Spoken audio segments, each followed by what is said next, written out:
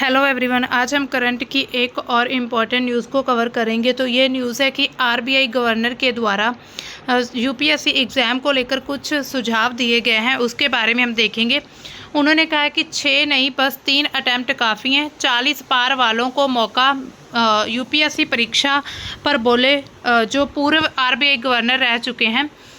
तो चर्चा में क्यों है ये न्यूज़? पूर्व RBI governor D Subba Rao ने यूपीएससी सिविल सेवा परीक्षा प्रणाली से बड़े सुधारों की मांग करी है। उन्होंने अधिकतम आयु घटाने और प्रयासों की संख्या सीमित करने, 40 साल से ज़्यादा आयु वाले प्रोफेशनल्स के लिए एक ऑप्शनल एंट्री शुरू करने का सुझाव दिया। उन्होंने कहा कि जिनकी एज 40 प्लस है उनके लिए एक ऐसी एंट्री होनी चाहिए यूपीएससी में जिसके माध्यम से वो बिना किसी एग्ज़ाम के वो डायरेक्ट यूपीएससी में दाखिल हो सकते हैं। पूर्व गवर्नर ने यह भी कहा है कि कई उम्मीदवार संक कॉस्ट फैलेसी यानी कि मैंने अब तक इतना निवेश किया है कि अब कैसे छोड़ूं, इसकी मानसिकता के शिकार हो जाते हैं। बार बार असफलता के बावजूद वो प्रयास करते रहते हैं, जिससे न केवल उनका समय बर्बाद होता है बल्कि मानसिक तनाव भी बढ़ता है। सुब्बा राव ने 1970 के दशक की व्यवस्था का हवाला देते हुए कहा कि तब केवल 2 प्रयास और 21-24 साल की आयु सीमा होती थी, जो कि बेहद संतुलन थी। तो उन्होंने अपने समय के साथ इसकी तुलना की है कि जब 1970 का दशक था उस समय सिर्फ 2 ही अटैम्प्ट होते थे यूपीएससी के और 21 से 24 साल की सीमा होती थी। मतलब 21 से 24 साल की बीच वाले जो होते थे और 24 साल की एज तक के जो कैंडिडेट्स होते थे वही यूपीएससी का एग्ज़ाम दे सकते थे। जो आरबीआई गवर्नर ने अभी जो सुझाव दिए हैं उसको हम एक एक करके देखेंगे। सबसे पहला है कि प्रयासों की संख्या, प्रयास मीन्स की अटैम्प्ट, इसकी संख्या 6 से घटाकर 3 कर देनी चाहिए। वर्तमान में सामान्य वर्ग यहाँ पर है जो सिख, मुस्लिम और जो SC ST हैं, OBC, उन सभी को छोड़कर जो बाकी वर्ग आते हैं उनको जनरल को सामान्य वर्ग कहा जाता है। तो जनरल वर्ग के जो उम्मीदवार होते हैं उनको यूपीएससी सिविल सेवा परीक्षा में 6 अटैम्प्ट मिलते हैं। इसे 3 तक सीमित करने का मतलब है कि एक उम्मीदवार उदाहरण के लिए 21 वर्ष की आयु से शुरू करके केवल 3 बार जैसे कि 26, 27 और 28 में परीक्षा दे सकता है। इससे उम्मीदवारों को अपनी तैयारी में अधिक गंभीरता से लेने और पहली बार में सर्वश्रेष्ठ प्रदर्शन करने की प्रेरणा मिलेगी।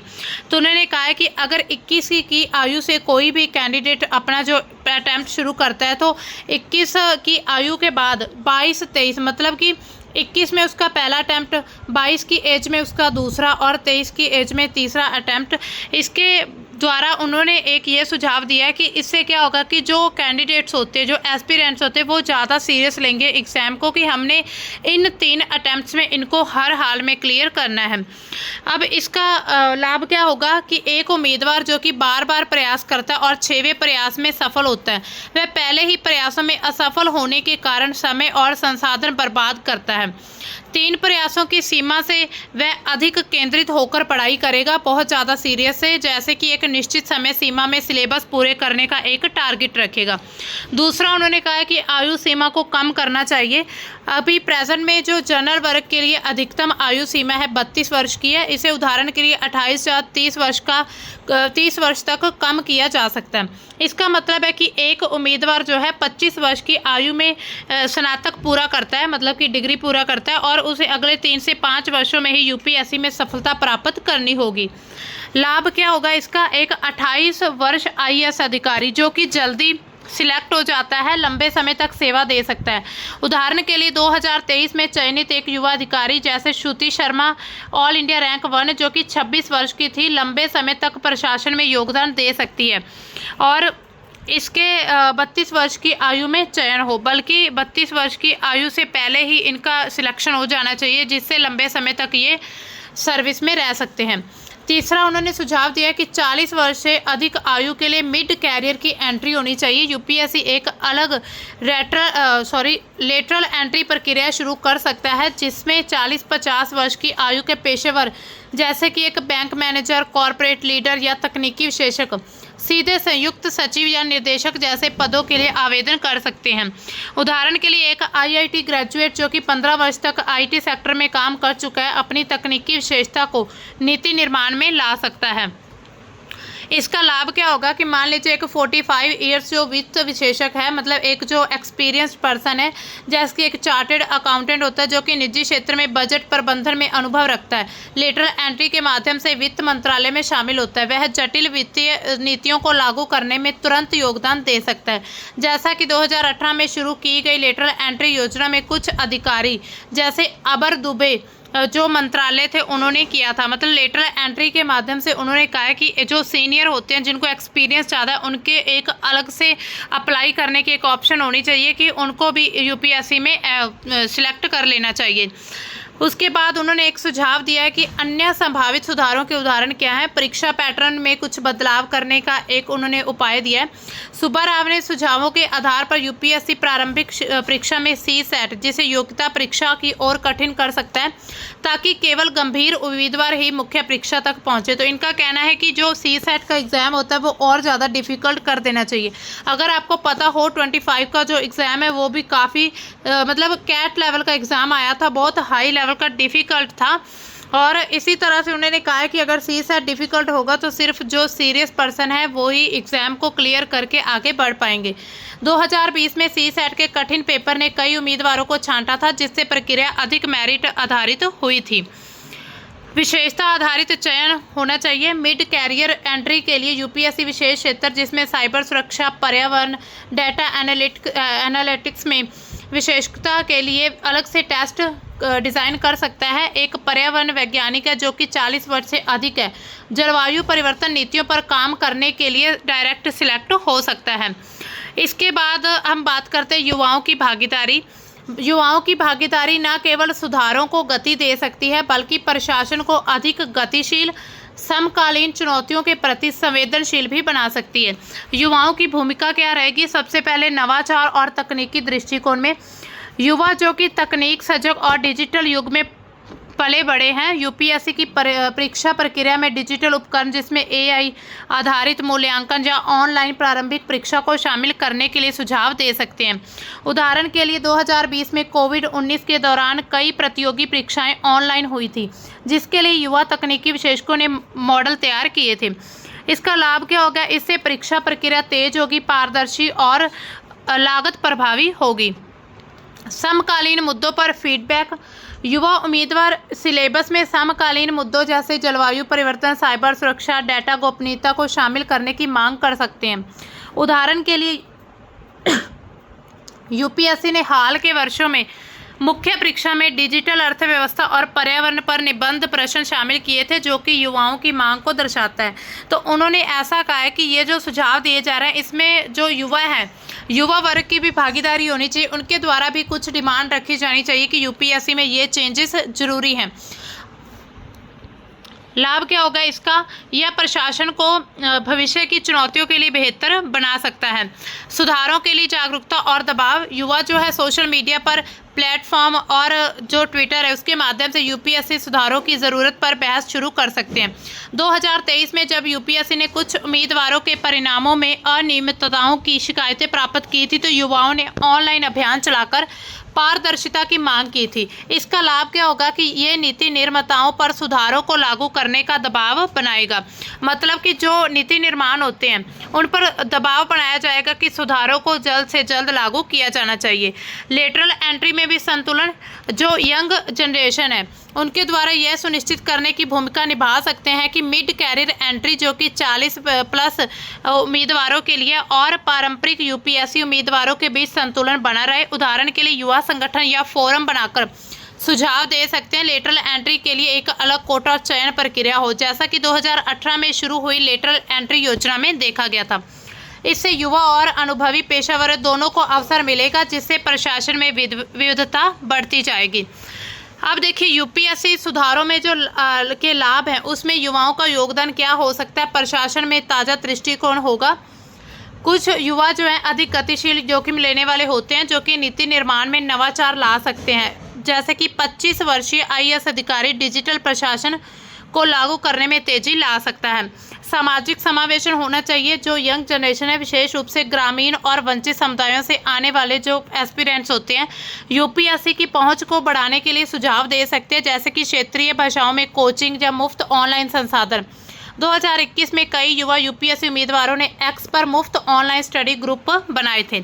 इससे लाभ क्या होगा कि सामाजिक और आर्थिक रूप से पिछड़े समूहों को मौका मिलेगा, प्रतिस्पर्धा और मेरिट को बढ़ावा मिलेगा। प्रयासों की संख्या कम करने से आयु सीमा घटाने से युवा अधिक मेहनत करेंगे और ज़्यादा टारगेट को लेकर अपनी तैयारी करेंगे। कैट जैसे कि एमबीए प्रवेश परीक्षा में सीमित प्रयासों के कारण उम्मीदवार पहले ही प्रयास में सर्वश्रेष्ठ प्रदर्शन करते हैं, क्योंकि वहां पर सीमित प्रयास होते हैं। इसका लाभ होगा, इससे केवल सबसे योग्य और समर्पित उम्मीदवार ही चुने जाएंगे। प्रशासन में जवाबदेही, युवा जो कि सोशल मीडिया पर तकनीक से जुड़े हैं, प्रशासन में पारदर्शिता जवाबदेही की मांग कर सकते हैं। उदाहरण के लिए आरटीआई, राइट टू इन्फॉर्मेशन, जो कि सूचना का अधिकार है, इसका उपयोग करके आईएएस अधिकारियों ने महत्वपूर्ण भूमिका निभाई है। इससे लाभ क्या होगा? भ्रष्टाचार कम होगा, प्रशासन जनता के लिए जवाबदेही करेगा। यूपीएससी में जो सुधार होंगे उसके लाभ क्या होंगे? सबसे पहले तो क्या होगा, बढ़ी हुई दक्षता और फोकस पर कंट्रोल किया जाएगा। प्रयासों की संख्या अगर घट जाएगी तो एस्पिरेंट्स को, कैंडिडेट्स को पता होगा कि हमने इतने प्रयासों में ही अपना एग्जाम क्लियर करना है, तो वो ज़्यादा सीरियस होकर बहुत अच्छे से गंभीरता से स्टडी करेंगे और अपने टारगेट पर ही फोकस रखेंगे। युवा और ऊर्जावान प्रशासक, आयु सीमा कम करने से युवा उम्मीदवारों को जल्दी प्रवेश मिलेगा। जो कि कम एज के उम्मीदवार होते हैं उनको एंट्री मिलेगी अगर वो अच्छे से तैयारी करते हैं और लंबे समय तक वो सर्विस कर सकते हैं। अनुभवी पेशेवरों का समावेश होगा। 40 वर्ष से अधिक आयु के जो पेशेवरों के लिए मिड कैरियर एंट्री से प्रशासन में विविध अनुभव और विशेषता आएगी, जैसे कि वित्त, प्रौद्योगिकी या प्रबंधन के क्षेत्र में। इसके बाद प्रशासनिक गुणवत्ता में सुधार आएगा। अनुभवी पेशेवरों का प्रवेश नीति निर्माण, कार्यान्वयन में गहराई और व्यवहारिक दृष्टिकोण लाएगा। परीक्षा प्रक्रिया का सरलीकरण हो सकता है। कम प्रयासों से परीक्षा प्रक्रिया में प्रतिस्पर्धा अधिक लक्षित होगी। यूपीएससी का प्रशासनिक बोझ भी कम हो सकता है।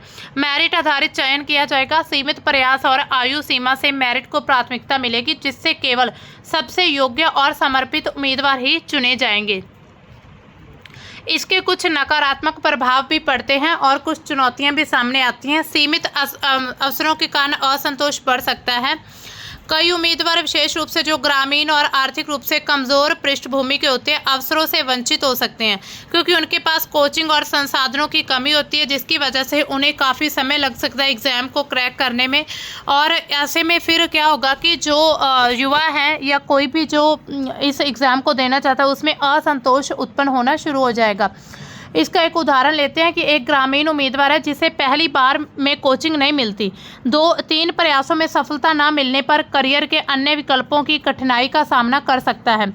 और इसका प्रभाव क्या होगा कि इससे सामाजिक असमानता बढ़ेगी और यूपीएससी को समावेशिता पर भी सवाल उठ सकते हैं कि जो यूपीएससी है वो सभी के लिए समान नहीं है।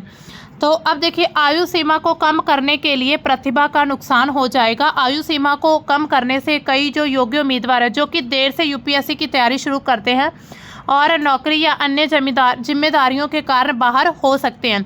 उदाहरण के लिए अगर 31 वर्षीय उम्मीदवार जो कि परिवार की जिम्मेदारियों के कारण देर से तैयारी शुरू करता है, 28 वर्ष की आयु सीमा के कारण मौका खो सकता है, मतलब उसका चांस वो निकल जाएगा।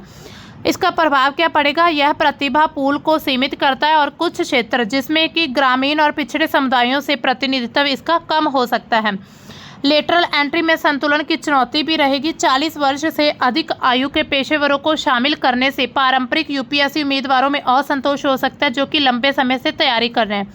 2018 में लेटर एंट्री योजना शुरू होने पर कुछ आईएएस अधिकारियों ने इसे पारंपरिक कैडर की उपेक्षा बनाकर इसका विरोध भी किया था। इससे प्रशासनिक संस्कृति में तनाव या असंतुलन पैदा हो सकता है। यदि लेटरल एंट्री और पारंपरिक अधिकारियों के बीच समन्वय ठीक नहीं हुआ तो इसमें क्या होगा कि असंतोष बढ़ जाएगा। हालांकि लेटरल एंट्री अभी भी चालू की जा रही है। लेटरल एंट्री होती है अभी किसी खास फील्ड के जो व्यक्ति हैं उनको डायरेक्ट यूपीएससी में एंट्री मिल जाना, और जो बड़े पद होते हैं जैसे कि निदेशक या सचिव वाले, वो उन पर ही तैनात किया जाता है उन्हें। आयु सीमा कम करने से प्रतिभा का नुकसान भी होगा। जो योग्य उम्मीदवार होते हैं वो जो देर से तैयारी करते हैं, फिर उनकी जो भी योग्यता होगी, उनकी प्रतिभा है, उनको अपनी प्रतिभा दिखाने का मौका नहीं मिलेगा। तैयारी के दबाव में वृद्धि हो सकती है, कम प्रयास मिलेंगे जब, और आयु सीमा कम होगी तो उम्मीदवार डिप्रेशन में जा सकते हैं कि इतने थोड़े समय में हम कैसे तैयारी करेंगे। उनके बीच तनाव अधिक हो मतलब बढ़ सकता है और मानसिक स्वास्थ्य समस्याएं, ड्रॉप आउट दर बढ़ सकती है। लेटरल एंट्री में पारदर्शिता और योग्यता ये भी एक चुनौती है। लेटरल एंट्री प्रक्रिया में पारदर्शी और मेरिट आधारित चयन सुनिश्चित करना एक चुनौती होगी। यदि गलत लोग चुने गए तो प्रशासन की विश्वसनीयता को प्रभावित कर सकते हैं। 2018 में लेटरल एंट्री के कुछ चयनों पर पक्षपात के आरोप लगे थे, जिससे विवाद भी हुआ था। मतलब ये ट्रांसपेरेंसी से लेटरल एंट्री नहीं की जाती। जो नेता होते हैं या जो बड़े बड़े लोग होते हैं जिनको अपने मतलब अपने ही किसी रिश्तेदार, अपने ही किसी दोस्त को इस फील्ड में लाना होता है तो वो लेटरल एंट्री के थ्रू इसमें एंट्री करवा सकते हैं। तो इससे क्या होगा कि जो गलत लोग अगर उनका सिलेक्शन होगा तो पूरा प्रशासन खतरे में हो सकता है। इसका प्रभाव है गलत चयन से प्रशासन में अक्षमता और अविश्वास बढ़ जाएगा। अब देखिए यूपीएससी क्या है। यूपीएससी की फुल फॉर्म है यूनियन पब्लिक सर्विस कमीशन, संघ लोक सेवा आयोग, जो कि भारत सरकार का एक संवैधानिक निकाय है, कॉन्स्टिट्यूशनल बॉडी है। मतलब कॉन्स्टिट्यूशन में इसका प्रावधान किया गया, जो कि देश की सर्वोच्च सिविल सेवा में से एक है और इसमें आईएएस, आईपीएस, आईएफएस आदि के उम्मीदवारों की भर्ती की जाती है और इसके लिए राष्ट्रीय स्तर पर जो एग्ज़ाम होता है वो आयोजित किया जाता है और इसे सिविल सेवा परीक्षा CSE कहा जाता है।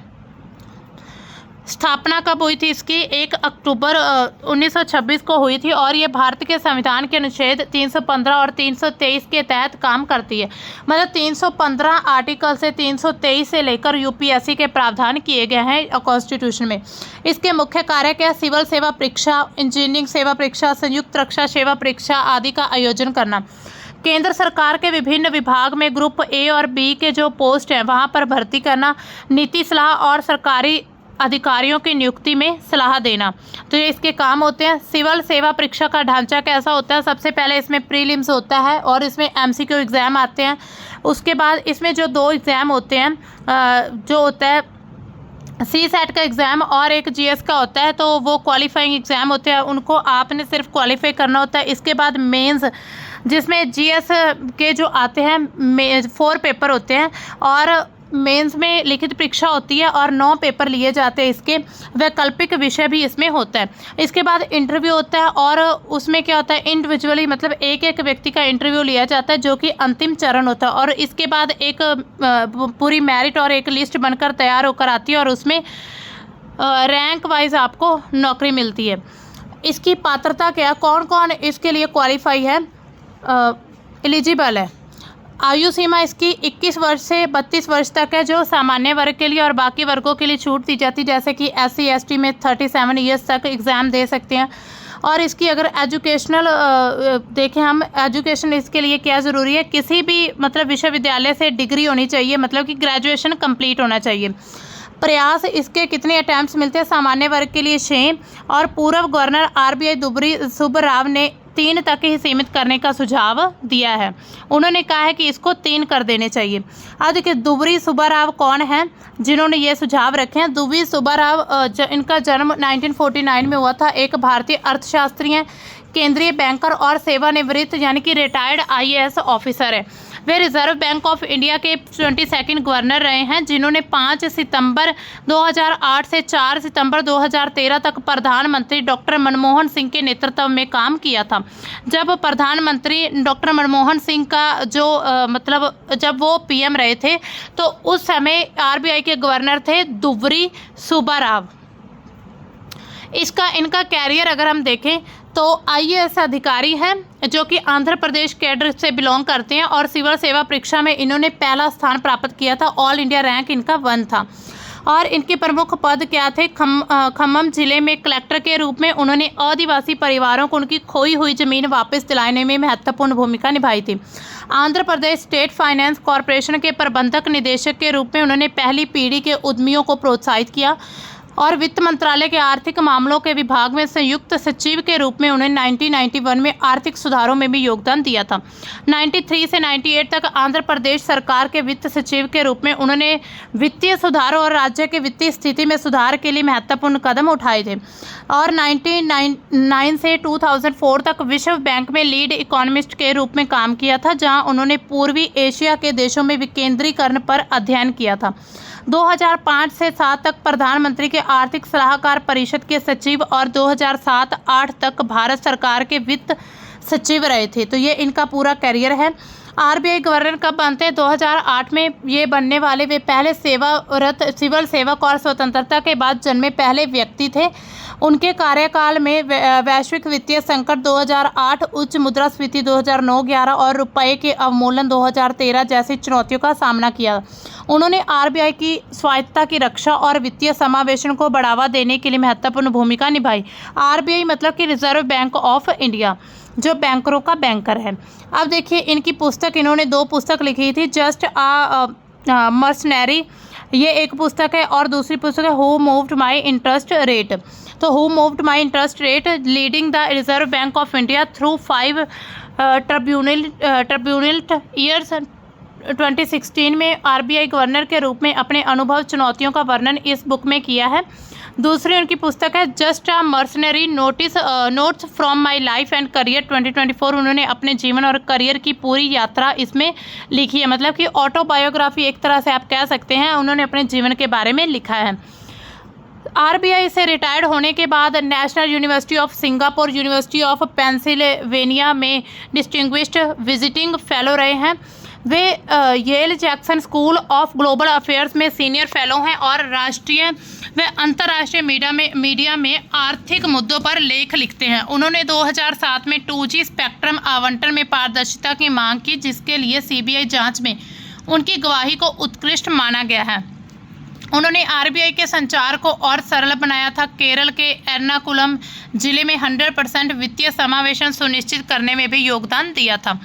तो ये थी हमारी आज की न्यूज़, जिसमें हमने देखा कि जो पूर्व गवर्नर रह चुके हैं भारत के, आरबीआई के जो गवर्नर हैं पूर्व, जो सुब्बा राव है, तो उन्होंने कुछ सुझाव रखे हैं यूपीएससी के सामने कि इनमें बदलाव करने की ज़रूरत है। तो अब देखते हैं इससे रिलेटेड क्या मतलब और क्या फैसला आता है। मिलते हैं हम अपनी नई न्यूज़ के साथ, तब तक के लिए बाय, थैंक्स फॉर वॉचिंग।